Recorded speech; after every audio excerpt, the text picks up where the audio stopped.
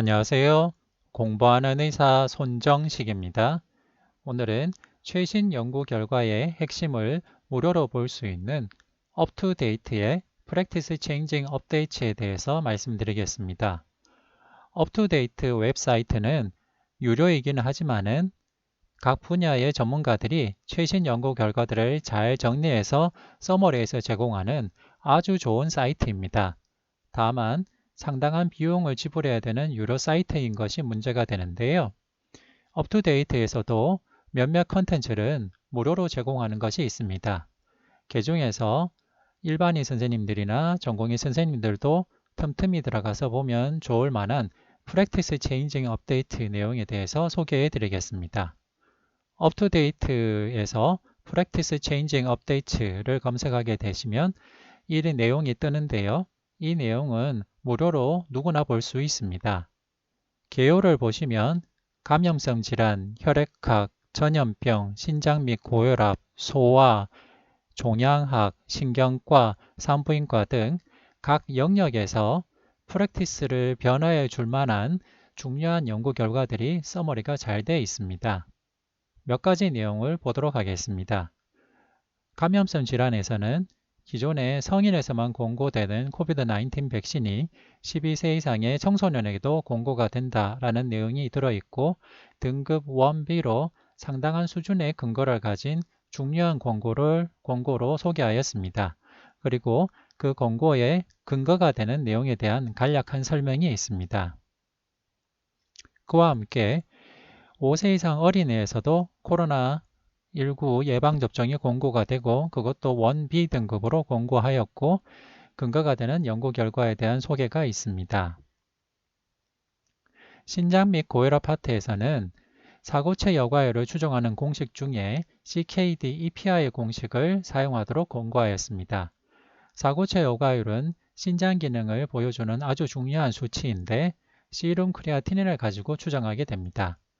사고체 여과율을 추정하는 공식은 여러 종류가 있는데요. 그 중에서 CKD-EPI 공식이 제일 정확하고 노인과 신장 기능이 떨어진 일반적으로 사용하기에 좋은 사고체 여과율 추정 공식입니다. 여기에 대해서는 뉴 잉글랜드 저널 오브 메디슨에 최근에 근거가 될 만한 아주 좋은 연구 결과가 발표가 되어서 프랙티스 체인징 업데이트에 포함된 걸로 보입니다. 그래서 이 내용을 들으시는 선생님들도 사고체 여과율을 계산할 때 CKD-EPI 공식을 사용하시면 좋겠고 구글 서치에 CKD-EPI 캘큘레이터를 치시면은 아주 좋은 웹사이트나 캘큘레이터 툴들이 쉽게 검색이 됩니다.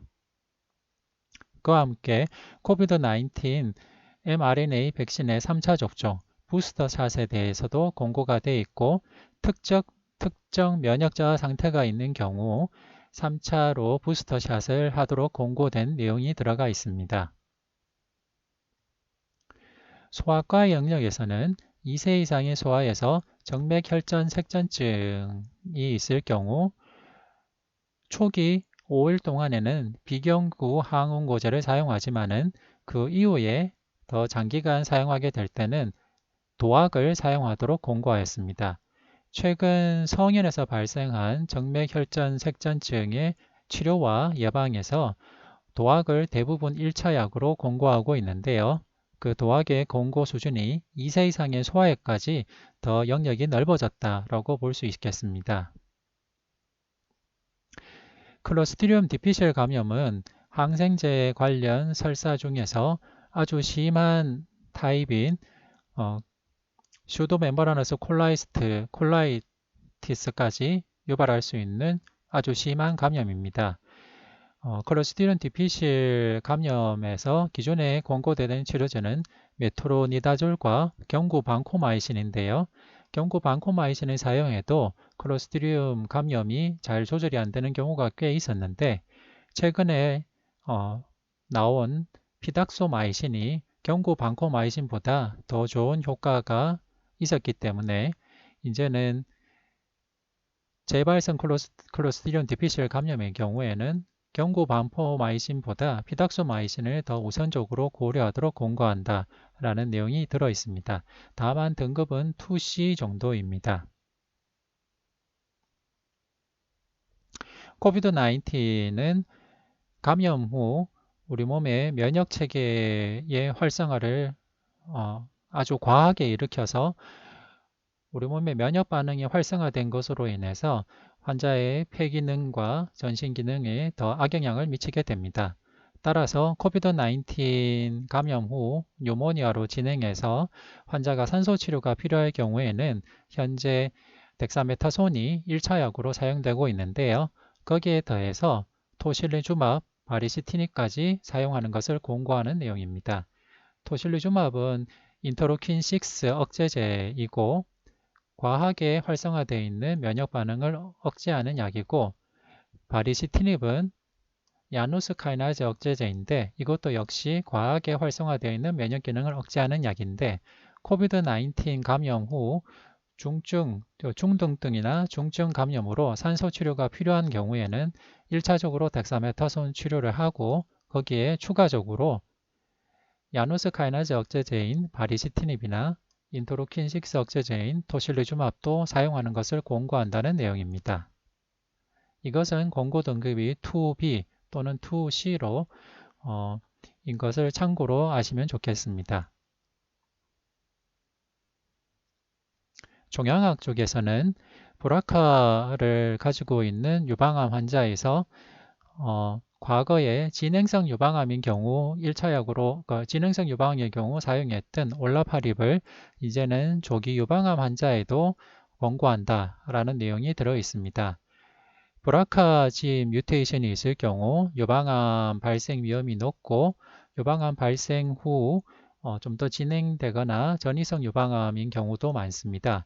그때 기존의 전통적인 약제에 추가로 올라파립을 사용하면 더 좋은 효과를 기대할 수 있었는데요. 진행성 또는 전이 유방암 환자에 사용하던 올라파립을 이제는 조기 유방암에도 사용할 수 있다라는 연구 결과가 발표되어서 등급 2B로 권고하고 있습니다. 심장 수술을 받은 환자의 경우에는 심방세동이 발생을 하는 경우가 많습니다. 즉, 관상동맥 우회솔이나 심장의 밸브 수술 같은 것을 받았던 경우에도 수술 후 심방세동이 발생하는 경우가 상당수가 있는데요. 이렇게 다른 부위, 관상동맥이나 밸브를 목표로 심장 수술을 받는 경우 수술로 발생할 수 있는 심방세동 위험과 수술로 발생할 수 있는 뇌종혈증 위험을 줄이기 위해서 자심방위 폐쇄를 같이 하는 연구가 진행이 되었었고 그런 경우 외과적 자심방위 폐쇄를 하면은 환자의 예후에 도움이 된다는 연구 결과가 있었습니다. 따라서 심방세동이 있고 찰스트 바스크 스코어가 2점 이상의 경우 외과적 자심방위 폐쇄술을 동반해서 하는 것이 환자에게 도움이 된다라는 것이 권고 등급 1B로 권고되었습니다. 식도 및 식도비 접합부 암의 초기 화학 방사선 요법 후 수술 후 니볼로맙을 보조 요법으로 사용하는 것을 권고하고 있는데요. 니볼로맙은 옵디보라는 상품명으로 나오는 약이고 면역관문 억제제입니다. 면역관문에 작용하는 PD-1을 억제하는 약이고 PD-1에 대한 모노클로널 안티바디 제제입니다. 최근에 널리 사용되고 있는 펜브로니주맙도 옵디보와 같이 PD-1을 차단하는 모노클로널 안티바디인데요. 니볼로맙의 경우에 식도 및 식도비 접합부암에 대한 초기 화학 방사선 요법 후 수술 후에 어주번트로 니볼로맙을 사용하면 환자 예후에 도움이 된다는 연구인 체크메이트 577 연구가 발표돼서 2B 등급으로 식도 및 식도비 접합부암의 초기 화학 방사선 요법 후 어주번트로 수술 후 니볼로맙을 권고하였습니다. 이전에 임신, 유산이 있는 경우 이분이 자가안전증 위험이 있거나 항인지질 증후군이 있는지 검사를 하게 되는데요.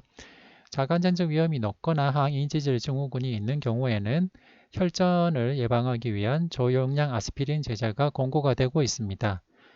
그런데 임상시험에 따라서는 뚜렷한 연구 결과를 보여주지 못하거나 여러 컨트로버시가 있는 연구들이 있었는데요. 그런 것들을 후속적으로 분석해서 본 결과 한두 번의 임신 소실을 경험한 개인의 경우 임신 전부터 저용량 아스피린을 시작하면 도움이 될 가능성이 있다라는 연구 결과가 도출이 되었습니다. 따라서 투시 등급으로 등급 레커멘데이션 레벨은 좀 낮지만은 한두 번의 임신 손실을 경험한 개인의 경우 임신 전부터 저용량 아스피린을 고려할 수 있다라는 공고가 들어가게 되었습니다. 골반 염증 질환, 펠빅 인플라마토리 디지즈 환자들을 외래에서도 가끔 보게 되는데요. 전통적으로 사용하는 표준 치료는 세프트리악손과 독시사이클린입니다. 그런데 골반 내 감염 중에 안에로브, 현기성균에 의한 골반 내 감염도 있는데요. 따라서 현기성균을 타깃으로 하는 메토로니다졸을 기존의 전통적인 표준 치료인 세프트리악손과 독시사이클린에 추가했을 때 더 치료 효과가 좋은가에 대한 임상시험이 진행이 되었고 임상시험 결과 전통적인 표준 치료인 세프트리악손과 독시사이클린에 메토로니다졸을 추가하면 환자에게 더 도움이 된다는 연구 결과가 나왔습니다. 따라서 펠빅 인플라마토리 디지즈이고 경증이나 중등도의 경우에는 표준 치료인 세프트리악손과 독시사이클린에 추가해서 메토로니다졸까지 권고하고 있습니다. 그리고 인균 감염 치료를 위해서는 전통적으로 세프트리악손 주사가 권고가 되었는데요.